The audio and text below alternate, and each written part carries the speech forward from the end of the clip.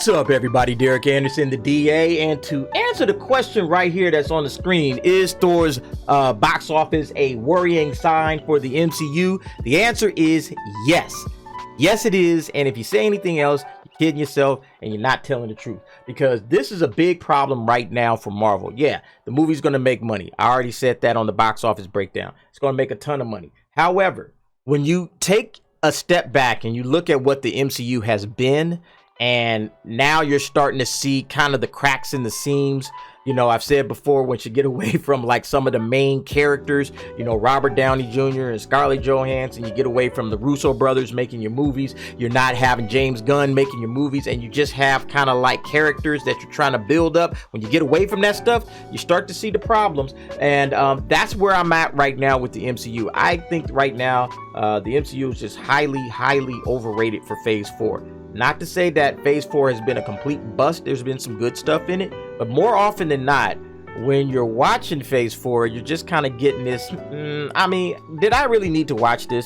I could have skipped it. There's a ton of other content out there, man. What else on TV? You know, that's kind of the feeling that you have when you're watching, especially the television shows. You know, the films, you know, give or take, you know, I've enjoyed, you know, 2 of the films, definitely. You know, I enjoyed No Way Home. I enjoyed Doctor Strange. This film, not so much. And then the previous films before that, Eternals, Black Widow, and Shang-Chi, you know, mixed results on those as well. So let's go ahead and take a look at this article. It's talking about, is that second big box office drop of 68% gonna make a problem? Is it Marvel right now kind of sitting in the boardroom saying, man, what are we gonna do? This isn't looking good. Like, think about this, folks. This was supposed to be Marvel's like heavy hitter for the year, you know, between Doctor Strange and Black Panther and Thor. A lot of people said Thor was probably going to be the biggest, the top one of them all, even maybe above Black Panther, because of Taika Waititi and how much people enjoyed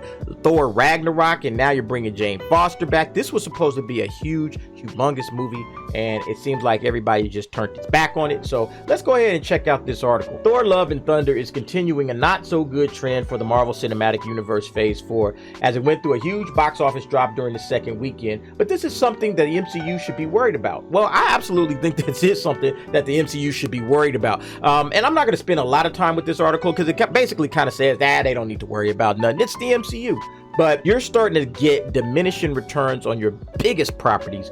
You know, what does that mean when you're bringing out Captain Marvel? What does that mean when you're doing Ant-Man? You know, you're spending a ton of money on these films, right? These aren't cheap films to make, and you're spending a ton of money on them. Yeah, it's going to make for great content on Disney Plus. I think that's kind of where their heads are at. Let's just put content on Disney Plus so people can just watch hours upon hours of the Infinity Saga, and then we're going to get to the next phase, and people will just stay with Disney Plus and just keep on keeping on. I'm not going to ditch this particular streaming service, because it has all of the Marvel content that I could possibly want, and I can go back and watch it again and again and again. I think that's what they're banking on. Honestly, that's a bad process to me. I think it's smart for Disney Plus, but it's gonna really wear thin with fans, especially with your general audience. I think, you know, comic book nerds, they're gonna love it because they're comic book guys. You know, this is what they do. They've always loved comic books, and they've always loved these stories. But I think Marvel really made its hay with the general audience. They really brought in people that weren't necessarily comic book fans, and that's how you make $1 billion or $2 billion, is that you're bringing in people from outside of your general target audience, and you're saying, hey, come on over, watch what we got to offer. And everybody's like, yeah, I kind of like this is cool. That's where Marvel is really messing up right now, because I think they're really losing their general audience at this point in time. For instance, there's this point that it makes here right now talking about the Infinity Saga, and it says that the studio had set its own bar very high with the movies from the Infinity Saga, especially Avengers Infinity War and Avengers Endgame. I actually think that the studio really started this and set its bar high way back when they did the first Avengers back in 2012. I think that was the movie that really established what the MCU was. If you remember, back at that time, there were just comic book movies. People just made all kind of comic book movies. I mean, you had like the Dark Knight trilogy that came out around the same time that the MCU started. Well, it didn't come out. It was in the middle of it. The Dark Knight came out in 2008. That was the same year that Iron Man dropped. You had Watchmen. You had Jonah Hex. It was like a Jonah Hex movie that came out at that same time. You had Hellboy, and you had random, X-Men movies. I think X-Men Wolverine Origins came out. So there was just all kinds of comic book content. People were just used to going to comic book movies. But Marvel set the standard by saying, hey, we're going to connect all of these guys, these random kind of different characters that you guys may or may not know of. We're going to connect them all together, and you started getting those end credit scenes, right? And that's where Marvel really started to capture the imagination of the world, because it's like, hey, all of these movies are interconnected. They're not just solo acts, or they're not just going to be a trilogy of movies like the Dark Knight trilogy and then we're done. No, we're bringing in different characters, different superheroes, different villains, and we're going to combine them all together into one big story. And that's when Marvel really took off, right after Avengers, because it was like, wait a minute, that's the Thor villain taking on these guys, but then they have these people that came over from this movie. Oh, heck yeah. And then they started really enjoying that. That's when Marvel really set the bar high, in my opinion. So when you see them saying things like Phase 4 hasn't performed as well as the Infinity Saga did,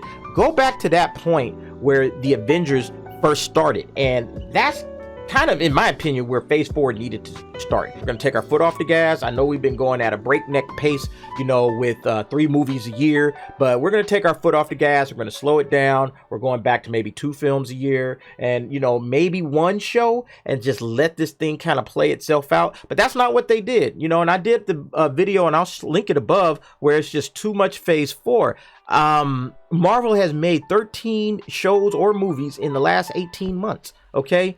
Compare that to the 6 movies that they did in all of Phase 1 over a period of 4 years, and you can see the problem. There's just way too much MCU going on right now, and that's really the issue. So the box office is just a reflection of the fatigue of the fans. They're just like, it's too much, not dealing with it no more. I got other stuff that I can watch, and a lot of this stuff that's coming out isn't like super high quality. It's great. It's just like riveting. Nah, a lot of this stuff is just like boring. It's silly, it's corny, it's just not well made. Even if this was just the creme de la creme of entertainment, you would still have a problem with too much of a good thing, right? Okay, it's kind of what I say about Star Wars. Like, Star Wars paced itself. The first 3 movies came out, and then there was a 16-year gap. So by the time you got to The Phantom Menace, that thing was an absolute event. People were going to come see that movie because it was the first thing they had seen in 16 years, right? And you kind of felt a little bit of that with the Infinity Saga, because these films felt like events, right? Like an Endgame, an Infinity War, Civil War. These things felt like event movies. Like, I gotta go see this movie. This is an event. I can't miss this. This is an important film in this saga. I gotta go check it out. Well, now when you just have so much stuff coming at the audience, and you're just throwing content. Here we go. More and more and more. I'm just throwing stuff at like that Floyd Mayweather gift where he's just throwing money at the camera and stuff. He's just throwing here. And people get ticked. It's like, this is too much. I can't keep up with this stuff. And let me show you something, because my brother pointed this out, and I found this absolutely insane. It says here that Marvel Phase 4 just broke a huge MCU Infinity Saga milestone. You might be asking, what milestone is that? Well, if you scroll down here, here's the milestone. It said that Phases 1, 2, and 3 of the MCU, better known as the Infinity Saga, had a total runtime of 49 hours and 56 minutes. And this is following, and this was the Miss Marvel Season 1 finale. After the Miss Marvel Season 1 finale, now Phase 4 comes to a total of 50 hours and 21 minutes, including both movies and series. That's crazy. The entirety of Phase 4 has already eclipsed the runtime of the first 3 phases, which took, 11 years to play out? And this thing is playing out, and it's not over yet, by the way, but this Phase 4 is played out in 13 months. And we're still going. There's still, She-Hulk's out next month. So this is insane. This is way too much too soon. And that's the problem right now with Marvel. The box office is reflecting what this is showing, is that it's just way too much. It's just way too much. Marvel, you got to slow down, baby. You can't just keep throwing content at us. It's like, hey, man, I don't even know what I should watch. Should I watch all of this stuff? Do I have to watch this? No. Just watch what you want to watch. Okay, well, that's what you're seeing. People are just like, I'll just watch maybe one movie and, I'll catch a series. And again, when you have a series or a movie that's just not hitting at that same level and it's not introducing the characters in that same fashion as the original first phase of the MCU, you're just kind of like, why am I watching this? That's how people feel. Why am I watching this? Is this entertaining? Is this leading somewhere? Where is this thing going? I don't know.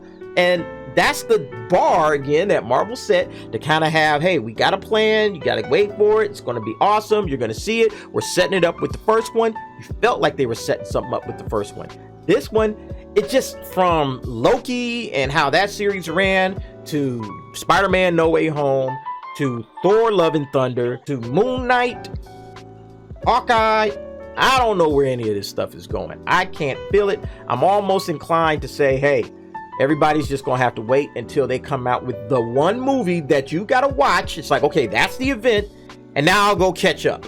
Okay, now I'll go catch up, because all of this stuff is coming out on Disney Plus. Like Doctor Strange dropped 6 weeks after it released. Like, geez, come on. Like, yeah, okay, you dropping movies 6 weeks on Disney Plus after, right? After it drops in theaters? Well, why am I can wait 6 weeks. 6 weeks is not a lot of time. I can wait 6 weeks. This isn't an event movie it's not must-see TV. Like, the water cooler talk can go on without me. I'll catch this down the line, especially with money being tight, ticket prices going up. You really got to start thinking, Marvel, hey, make event films, right? Make films that people say, I gotta go see this movie. This is an important movie in this saga. If I want to be up on things, I got to go see this. But when you got so much content coming out, it's just way too much. It's overwhelming and it doesn't feel special. Let's just be honest. It just doesn't feel special. The more you get, the less special it feels. And I can skip it and I'll just catch it on Disney Plus. That's what the fans are saying. But anyway, folks, what do you think about all of this stuff with Marvel just pushing out enormous amounts of content, box office just plummeting into the ground? What, if anything, will Marvel do to try to rectify this situation? Go ahead and leave me your comments and suggestions down below, and I want to thank you all for watching. See you next time.